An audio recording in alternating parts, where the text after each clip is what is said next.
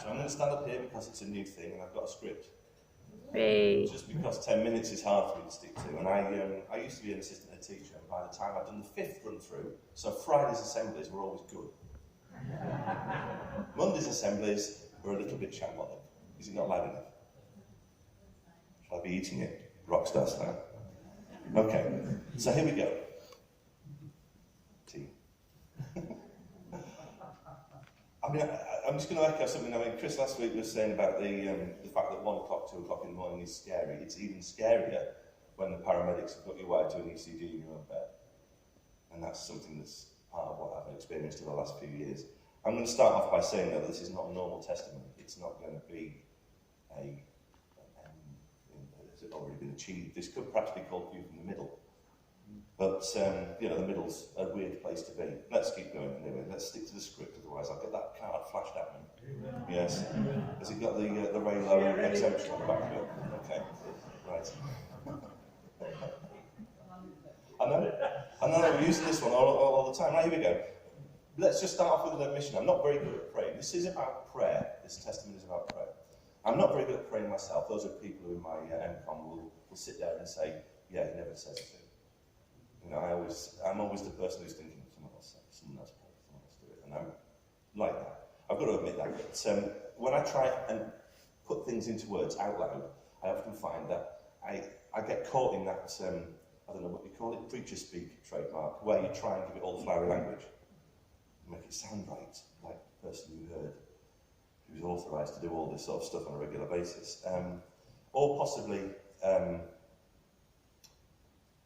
don't know, I've got down here a liturgical language lexicon. Ooh. Anyway, so it's something like that. But, you know, in my mind, though, your prayers are racing around. I'm pretty sure there's people like that all the way around this church. There's people who pray all the time. Prayers are a different thing for different people, sometimes at different times. You get them described as things like, I don't know, the prayer rockets, where the cry for help goes straight up. You get the corporate prayer, where people pray as a body for you. You get people, friends, family, whatever, praying into a certain circumstance. Things like that. You know, so what that may mean, you think my mind's a bit like Bruce Almighty. Yeah, when he's got all those people's prayers kicking around in his head. The thing is, though, whenever I try and verbalise those, it never quite comes out right. And one thing's for sure, the answer is never Morgan Freeman. It's not in his voice anyway, and it's quite chaotic sometimes, as I'm there desperately trying to make myself sound like Richard Burton, or Anthony Hopkins, or Martin Sheen even, Leslie Lee. Okay, any other great Welsh orators. These people have got a great way of saying things, but of course they're well versed in practice, and I don't get that much. The problem about this testimony is being in the middle of things is often a bit of a weird place. Where do you look? Forward, backwards, whatever. Being in the middle of things is often not a very stable place to be either. And I'm in the middle of things, and I don't know whether it's a roller coaster ride, whether I'm at the top of the dip or at the bottom, whether I'm standing in the ride, which is never very well advised. I used to work on roller coasters, and we used to have to do silly things like that to try and get the thing warmed up in the morning. But that was never very stable either, standing up in a roller coaster. But try standing up backwards, not knowing the ride 150 times over, so you don't know what's coming behind you. You know, this kind of thing. Which way are you heading? The testimony I'm going to give, though, is one about prayer answered. Because I've been going through quite a lot of medical stuff, and I've already said to Alan that one version of this testimony sounded like, I don't know, a hypochondriac's handbook. Lists of long names and various things that have been kicking off in my body. I mean, over the last 4 years, it's been longer than that. It's been a heck of a ride. So this scary stuff has been a constant thing now. In fact, it's led to me even giving up my job, which I did last August.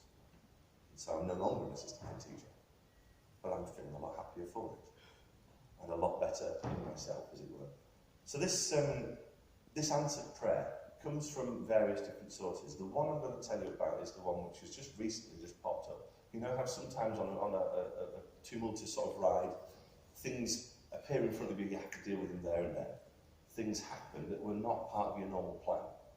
Okay, this was one of those things. Okay, internal bleeding. Okay, things that suddenly, shockingly happen. And I suffered from something of that nature. I went to the GPs, they took test samples, whatever they do. They said there's something there. There's something that needs to be discovered. Okay, we've got evidence of something. And on the list, the GP includes cancer and things like this. So you think, okay, that's a scary word. The tests were arranged. Only about 4 weeks later, I was in there. You know, that's pretty rapid for the NHS, presumably. But the tests were arranged, and then when it came to it, absolutely nothing was found. The doctors and the specialists were all expecting to see something. We're all expecting to see even scarring or tearing or whatever, some sign of where the bleeding happened, and nothing was there. Now I know, in the background of all this, people were praying. People were praying for me that let's please not have one more thing on the list of things. Please let's have this fully cleared, fully healed, and that looks like what happened. Right? Praise God. It was a complete, there was nothing there, no evidence, no signs, healed as if nothing had happened. All gone. So whatever they were looking for wasn't there. Some people might say, well, it was never there. But when you get a specialist saying there's a 90% chance that something's there, to find nothing is a great result. Yeah. So this is the middle. It's a bit of a rock and roll ride, isn't it? So you look back on things like that, and you think, okay, great, medical experts know what they're talking about, don't they? On Christmas Eve, I was in the ophthalmology department again, and found out from another specialist that I was in front of that the previous specialist's advice nearly made me blind, but this time in both eyes. So it was 100% improvement, if you like, on the last time. But that isn't the end of that story, because their story, their kind of instructions to my GP has still got to be followed. So I'm still waiting for my medicine for Christmas Eve. But you know, we keep praying and we keep hoping that we don't go 100% blind in both eyes. This is part of this being in the middle of things. Testimonies are often given at the end, and you can just go, okay, that was a whole series of events. Here I am now, fully healed, and so on. I'm not there yet. I'm somewhere back here. So this idea of what do we do? Well, when you think about it, this testimony is about prayer. No matter whether you speak it out or whether it's in your head or whatever, however you do it, you pray. Okay? Because there's the bit in Matthew's Gospel, 7 and 8. Ask and it will be given to you. Yeah? Seek and you will find. Knock and the door will be opened. For everyone who asks receives. The one who seeks finds. And to the one who knocks, the door will be open. Right? I've got quite a few examples of that. I've not got the time. No, to go through all the different times when asking, seeking, getting the answers, being given good news, being directed in a certain way, and so on, works. All I know is it works. So this is the power of prayer. The actual testimony in this bit, you could say, was the bit about the absence of the thing that was expected to be found. Okay? The bit of healing. One bit of healing amongst a lot of healing. It could be other things as well, like, for example, being given the opportunity to give up work and being given the chance to get level again, and then to be setting out this year on a new journey, looking for more work, which, by the way, if anyone has a job, I'm not that bad. The whole thing, though, has to be rooted in prayer, because if it was down to me, I would worry. People who know me would know that I'll probably kill myself with worry. And that's possibly part of what was happening with the heart and everything else, and the stress and stuff involved in the job. I just didn't want more of it. So you give it up to God. You give it back to the person who can carry it. I can't quite remember it, but Rachel this morning posted something on Facebook. And it was said that worries are just you having a conversation with yourself about things you can do nothing about. Yeah, did anyone else see that one? Yeah, good one.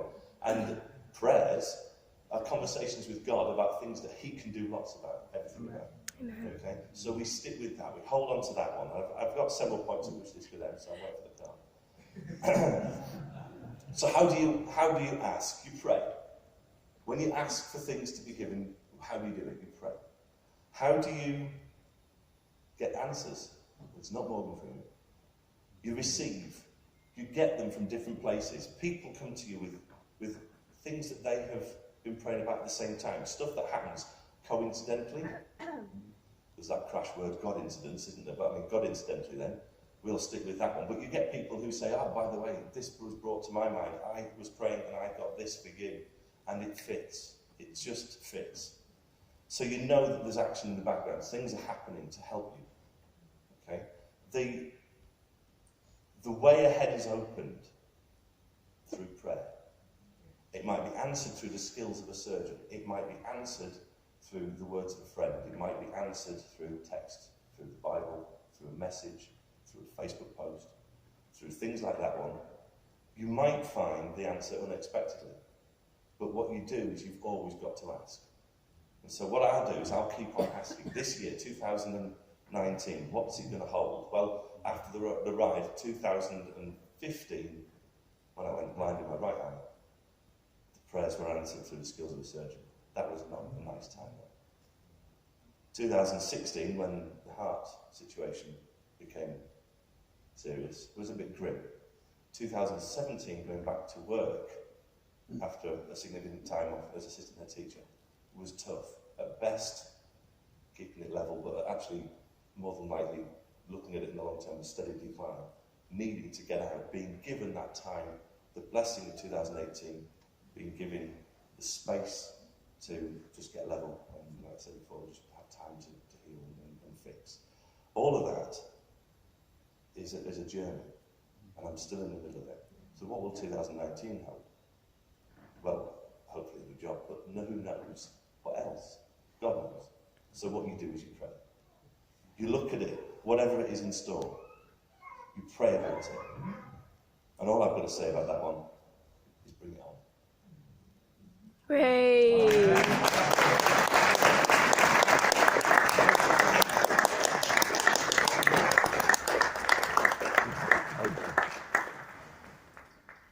Excellent.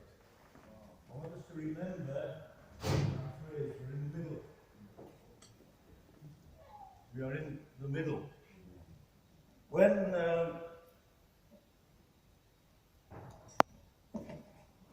What is it we're in the middle of? I don't think Ian realises how important that word is for us.